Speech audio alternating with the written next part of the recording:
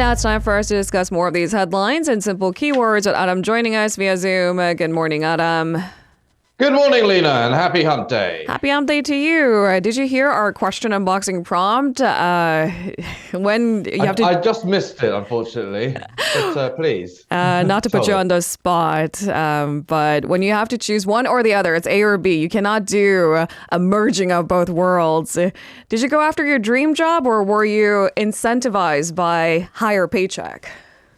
Ooh, you are putting me on the spot there, aren't you? Gosh. You chased your dream. Yeah, I think. Yeah. I can't save you from that. Sorry. It is a mixture of both. Yeah. Yeah, it really is. But I guess the point is because when you're first getting started, it's all very easy, right? You reach for the stars. This is your dream job and you get it. And you're like, okay, what's next? And naturally, you would think, oh, I want to buy things like a home, and it costs money. I'd say, yeah, exactly. I mean, it is something you do have to worry about the pay, but yeah, I say I'm en route to my dream job, but I'm almost there. Okay. Thanks for the answer. That's a cop-out answer, isn't it? But listeners, I'm also putting you on the spot. Dream job or higher salary? That's the big question unboxing topic. As for the World Expo, we also certainly reached for the stars. Valiant effort, I must say, though. We'll get to that story first. This is our first pick of the day. Expo bid failed. So despite years of lobbying and promotion by Korean politicians, businesses, and celebrities, it was really 9 years in the making with a growing emphasis in the last year or so. Busan lost its bid to host a 2030 World Expo to Riyadh. It wasn't really a close race, was it? What's the latest? Yeah, I mean, we've been doing a lot of reporting about how good Busan would be for the Expo, but the big elephant in the room is that Riyadh was a very strong contender in the first place. I mean, it was a very... it was a favorite to win the bid, and we didn't really mention that a lot, but that was always in the back of the minds of these Korean lobbyists and the Korean public alike. But yes, it was a widely expected decision, but a good effort by Busan nonetheless. Busan did garner the support of 29 voting members of the VIE. Riyadh got 119 votes outright in the first round of voting. Rome won 17. Korea thought that the first round actually might be close, and it was hoping for a runoff vote, a second round of voting, but it turned out Riyadh won by a large margin. They needed 2/3 to get that outright victory. They managed to do so. Now, speaking to reporters after the announcement of the result, Busan Mayor Park Eun-jun said the campaign efforts were not in vain. He vowed to continue building up global networks and explore the possibility of making another bid for the 2035 event, so the one after the one that will be happening in Riyadh. Now, Prime Minister Han Duck-soo expressed disappointment, but thanked everyone who supported it. He also stressed the value of the diplomatic ties Korea and Busan have been able to develop through the campaign.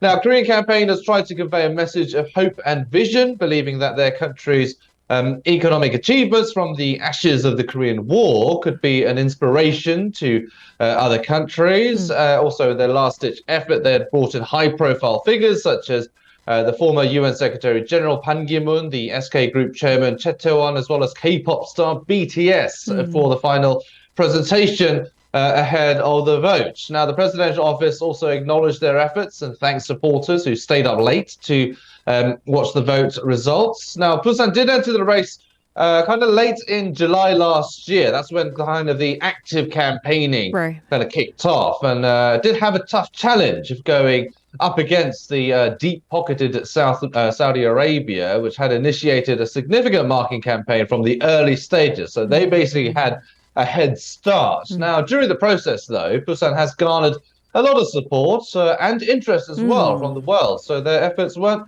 completely in vain. Certainly has put Busan more so on the map than before.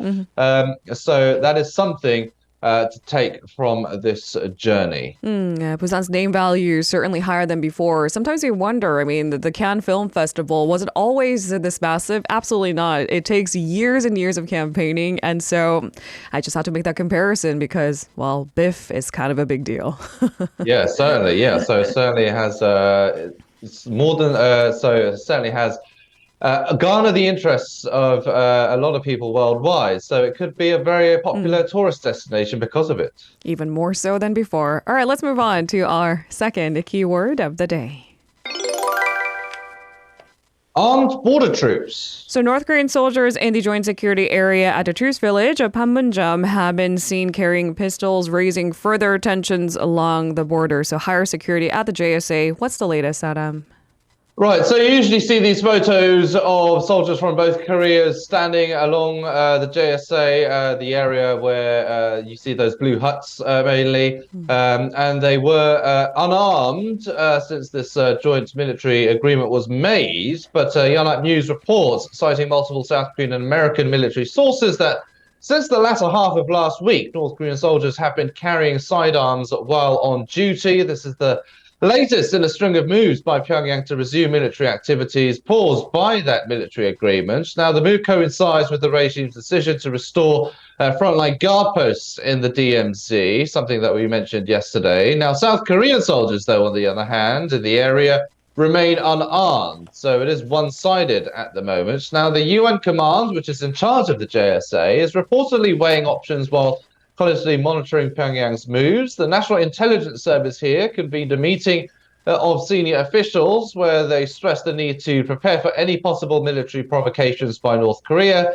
Defense Minister Shin Ho-sik strongly condemned the North, saying any careless maneuver that undermines peace is the beginning of ruin, in his words, and he ordered the military to retaliate if the enemy made any provocative moves. So at the moment, it seems kind of like a Cold War kind of scenario where the North is kind of beefing up its arsenal and arming themselves from the frontline troops. But we'll have to see how South Korea responds and what more moves the North has planned.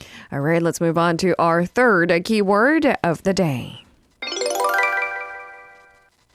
Visa renewal. For highly skilled workers residing in the U.S., domestic visa renewals might become a little bit more simpler. The U.S. is planning to launch a pilot program allowing foreign workers on short-term work visas to renew their visas without visiting their home country's U.S. consulates. Can you tell us the details of the plan? Right, so State Department officials announced that a limited number of what's known as the H-1B specialty occupation workers will be allowed to renew their visas in the US, possibly from next month or January. Now, the pilot program will run until February of next year with about 20,000 short-term employment visas. Now, the initiative plans to expand the program to more types of work visas. Also, the US will maintain the exemption from visa interviews for individuals who have previously visited the country if they meet specific conditions. This year, the US granted consular officers the authority to waive visa interviews for foreigners applying for short-term work visas or student visas. Now, the pilot program is one of many measures the State Department is looking to add or continue with the aim of driving down wait times for travel to the US. That is basically the main goal of or the main aim of this kind of pilot program. The US particularly has a lot of wait times for travel to the US from neighboring countries like Mexico. A Federal Register notice with details is expected to be published next month. The State Department issued nearly 7 million non-immigrant visas in the fiscal year of last year, and almost half of them received an exemption from interviews. The department is also working on a pilot program to introduce digital visas instead of paper visas that are affixed to these passports. So we'll have to see how well it works and if it works when it is implemented. All right, it's a pilot program, so we'll see come next year. Let's move on to our fourth keyword of the day. Food price control. So the Korean government is intensifying on-site responses to stabilize food prices, ensure that shrinkflation is left in check. Tell us more. Yeah, so this is forcing some manufacturers to actually halt their plans to increase prices. So the government is basically breathing down their throats, saying, please do not increase prices even more than they already have. Now, officials have been visiting some food companies in person to request cooperation in stabilizing prices. One of them includes the big ice cream manufacturer Pingre. Now, Pingre had increased the prices of ice cream products such as Melona and Together, these old school ice creams, as they're known here in Korea, due to increased raw material and labor costs earlier this year and last month. Now, these types of ice creams, they're considered to be, yes, old school, but also cheap and cheerful as well, but not so much cheap and cheerful anymore. Now, the government official that visited a Pingre factory vowed to support the company by coming up with ways for them to procure ice cream milk more affordably as well. So, of course, one of the main causes of the planned price increases because ingredients have become more expensive. So the government is basically saying, control your prices and we'll control the supply stuff. Now, the food ministry says the rise in the inflation rate of dining out prices exceeding the overall consumer price inflation rate as a significant burden on the livelihoods of ordinary people. Now, as the government pressures the food industry to refrain from price increases, some companies did actually announce plans for increases, but later withdrew them. Examples include Ottogi, which had planned to raise the prices of 24 convenience store products starting next month, but cancelled this decision. Pulmo, a dairy company, had also planned to increase the prices of 3 yogurt products from 2,200 won to 2,300 starting next month, but withdrew the plan. The firm stated it was to reduce the burden on consumers and cooperate with the government's price stability policy.